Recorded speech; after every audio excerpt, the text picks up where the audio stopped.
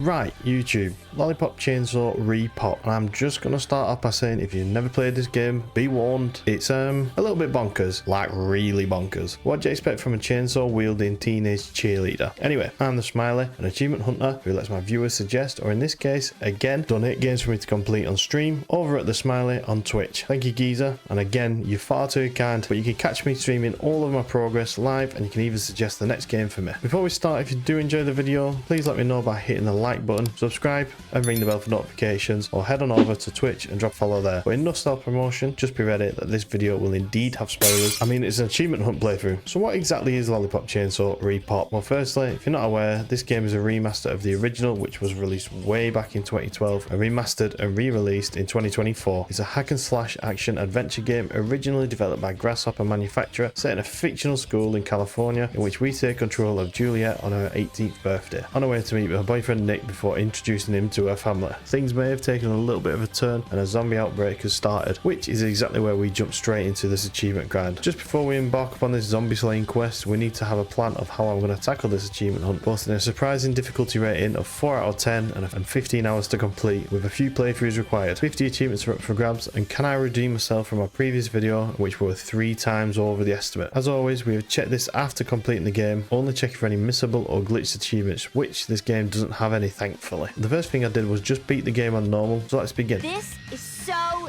irritating. If you want to beat this game even quicker, it is advised to start on hard, but hindsight and all that. On our way to meet Nick at the school, the outbreak has begun, and we start by fighting through hordes of zombies with our chainsaw that we took to meet our boyfriend. Well, it's a good job we did, because now we can fight our way through these zombies. Got a range of different attacks that we could do: quick attacks, low slashers, dodges, and heavy attack. And it's not long until we see some of our classmates also caught up in the trouble. We save them and are rewarded with zombie medals. Being the professional achievement hunter that I am, to know that there's always collectibles hidden around the level. But after surviving a bus being rolled in the air and rescuing the last of our friends, I'm awarded with our first of 50 achievements. Achievement unlocked! Let's rescue all classmates in the prologue.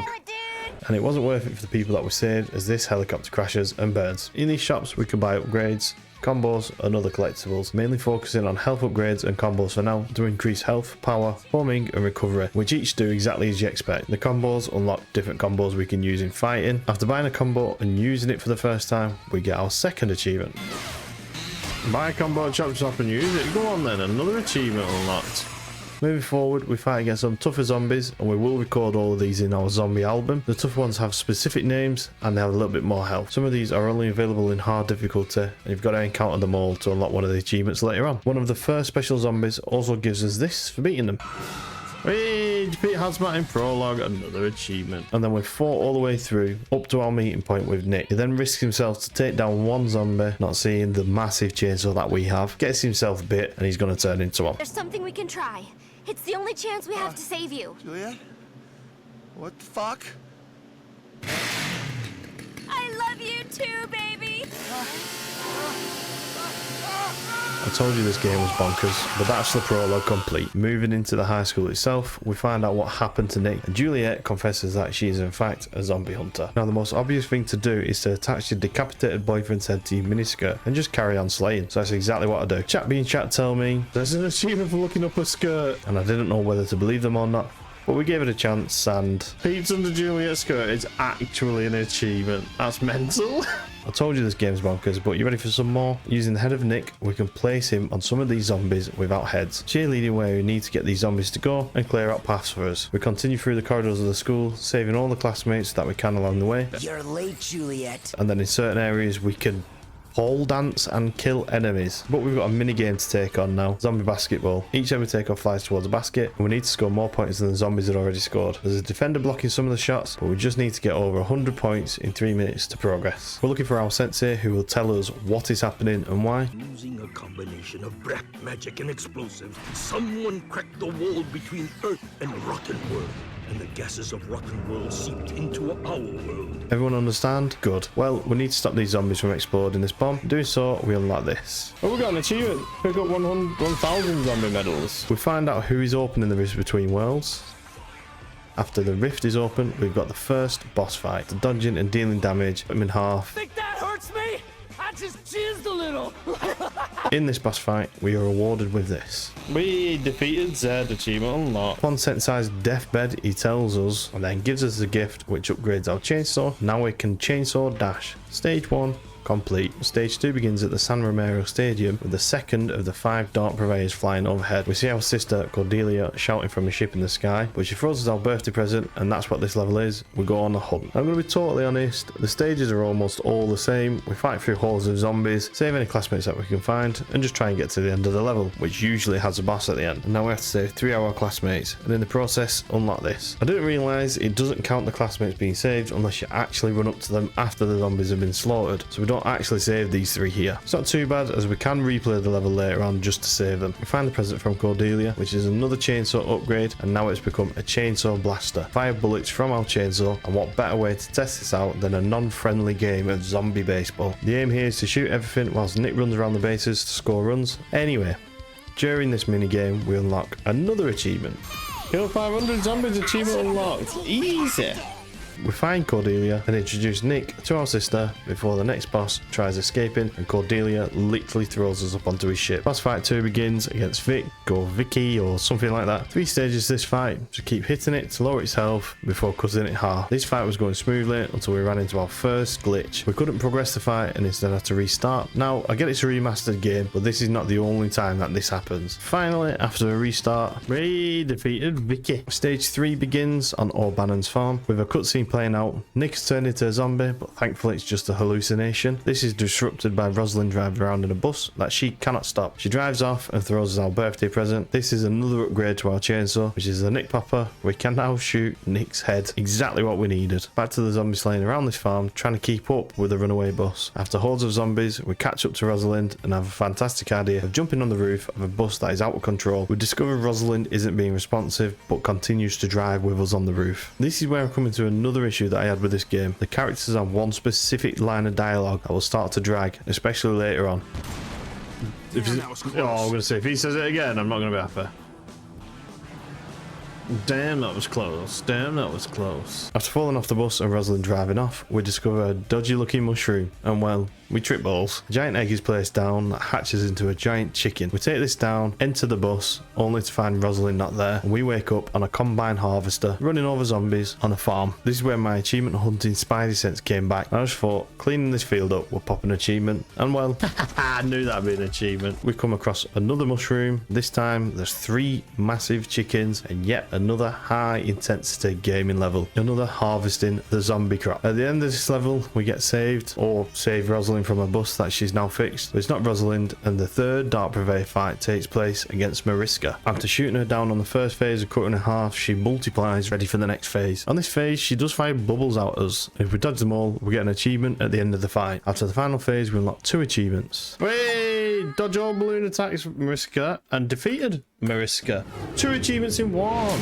And we get an unusual phone call from someone who has kidnapped Rosalind and tells us if we want to see her again we need to head over to the Fulky Fun Centre, which is exactly where stage 4 begins. This level is set in an old school arcade with, you guessed it, hordes of zombies. This level does have a few more mini games that we need to beat, starting off with a game that is definitely not Pac-Man. Once all the keys have been found, we can exit this mini game. 4 rooms of zombies until another mini game. We need to go through the doors and up elevators to get to the top. If this is a copy of an old game like the Pac-Man mini game, I'm not sure which game this copies. To the next section of pole dancing and killing these zombies, yet another mini game. We have to kill the zombies and dodge the blocks bouncing around. Once all zombies are beat, we can move on up to the roof of the Fulci Fun Centre and onto the last mini game, where I was told that there was an achievement here by chat. We have to get to the top of this mini game without firing a bullet. This took a while. You have to get to the top without touching any of the objects that the zombies throw at you, hitting any of the windows that open and close. After around 30 attempts, we do unlock this. Beat the gondola without shooting. Thank you, Geezer, for telling me that was an achievement.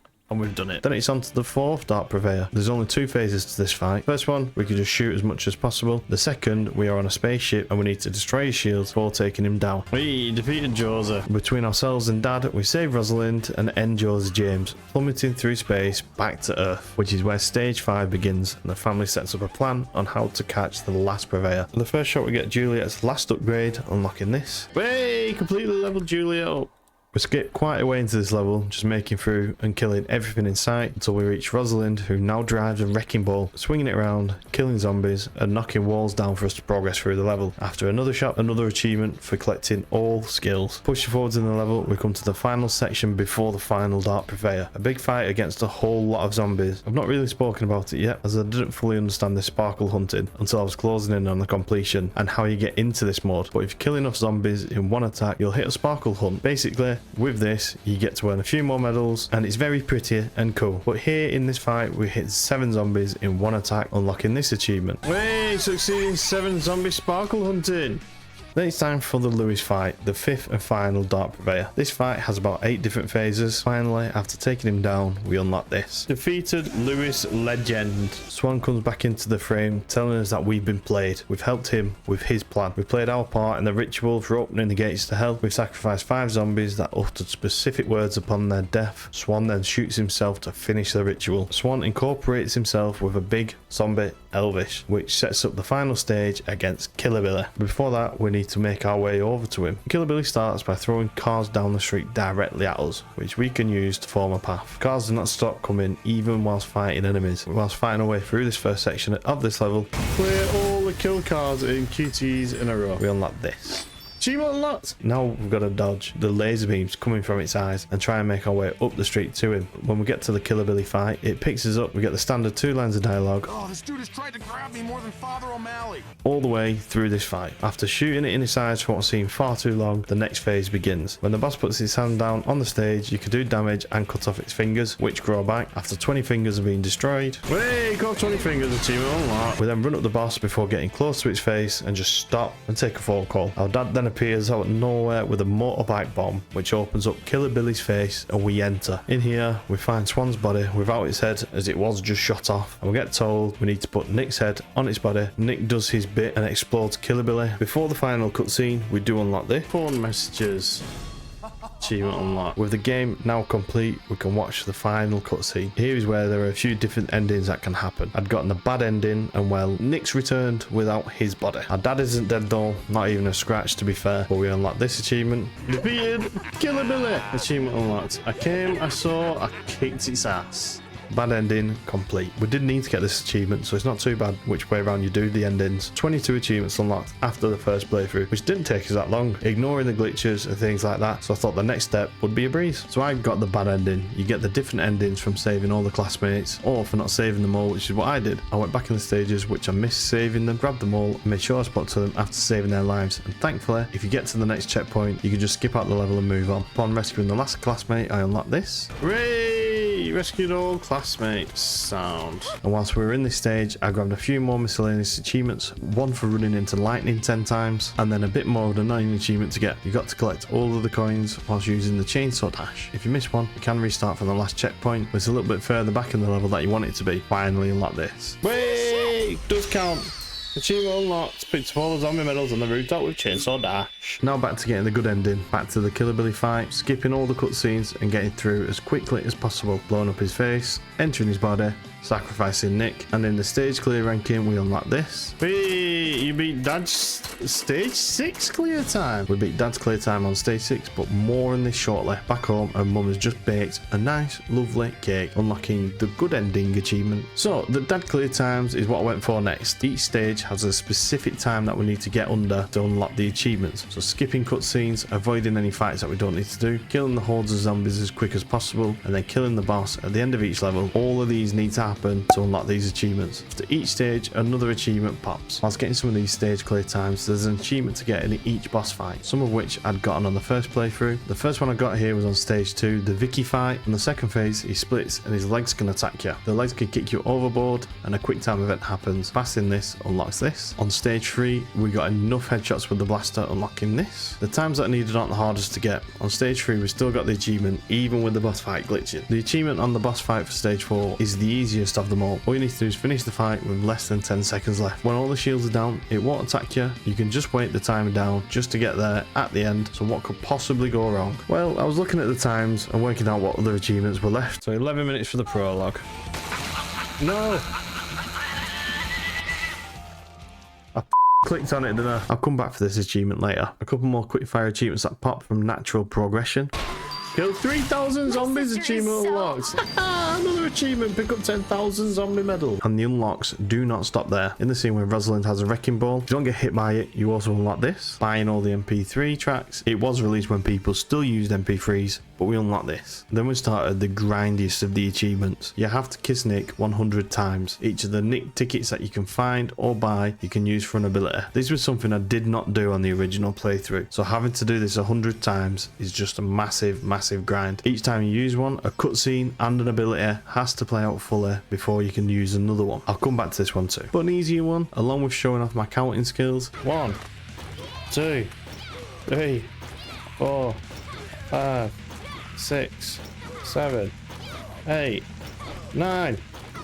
Yay, get in, leapfrog 10 times. With only a few miscellaneous achievements left, we blasted these out, starting with destroying 300 objects, spending 10,000 zombie medals, but back to playing the game and beating the levels. This is why it's advised to play this game on hard for the first playthrough. There's 2 achievements that I'm mainly focusing on now, but the main ones are to collect all the lollipop wrappers and to complete the zombie album, both of which can only be fully completed on hard. The zombie album also has one of the zombies stuck on time attack mode, but more on that later. So yeah, it's advised to play on hard, so you pick these up naturally, or making sure you locate the wrappers, as the zombies are on the main path of the level, so cannot be missed unless you don't kill them. Whilst going for this, we also got the boss achievements and a few more miscellaneous. So here they are. We dodged Zed's balls and hit him 15 times, kissed Nick 100 times. Finally, I really did stream me doing this 59 times in a row before it unlocked. Took around 25 minutes too. If you want to watch this high level of gameplay live, you know where to catch me. Finally, just waiting to funk Josie in the last 10 seconds, and then the final boss achievement was to counter Lewis's attack 10 times. It accumulates over the runs too, so it doesn't need to be in the same fight, as we did it once more and got this. Still not unlocked the achievements for the rappers, as I'd missed one again, but finally figuring out which one it was and then picking it up, we get this. So that's 48 out of 50 achievements, 2 achievements left, both are completed whilst playing the time attack mode. This is a full playthrough completion, meaning each of the levels back to back without exiting the game. It takes around 3 to 3.5 hours to get this done, just from how long the levels are, which isn't too bad of an issue. The issue comes with glitches or that stupid gondola game, because there are no checkpoints. If you die or it glitches, the level restarts from the beginning, and it adds an extra 30 minutes depending on the level to the run. And that gondola game killed me about 10 times going for this, which still isn't the worst thing that happened when getting these achievements. Remember, there's 2 achievements left, but one of them is the zombie album being filled. There's only 1 zombie left that I needed to get, which is on stage 6 of the time attack, so 3 to 4 hours deep into a run. Anyway, also remember that I said there's no checkpoints. Well, there is on stage 6 that I didn't know about, and guess what? It's just after the last zombie that I need to get this achievement. Can you guess what happens next? Whoever designed this game to do this, the decision from the developers cost me another 3 to 4 hours. Anyway, on this run, we killed Killer Billy and unlocked this. And I wasn't happy. Just look how long this run took. Over 3.5 hours. With only one thing left to do. This was quicker, to be fair. Just under 3 hours and 30 minutes at this point, and there is no way I am finishing this run. Get gone. This game is done. I've got all the achievements. So let's take a look at how I did against the guide. Obviously, I'd not beaten it under the estimate. We're playing on normal to begin with. Glitch galore, and then that stupid thing at the end. But my time was 25.5 hours. So again, for the second game in a row, way over the estimate. And I don't think I'm going to get a game done under the estimate at this point anymore. But was the guide right in its predictions? I'd say 4 out of 10 difficulty is still being generous. The game isn't hard. If you avoid any glitches and plan better, the 15 hours estimate should be really easy to beat. Would I recommend this game? Probably not. The glitches for me put me off completely towards the end, and I don't think it aged very well. Even if it's a remaster, it's still very dated. It was fun for me, but I won't be picking it up again. However, as always, if you could beat my time, let me know in the comments below, or when I'm live over on Twitch. If you liked the video, please give it a thumbs up. It helps massively. If you've got any more game suggestions, let me know and I'll add it to the list. But for now, this is the Smiley signing off, and I'll catch you in the next one.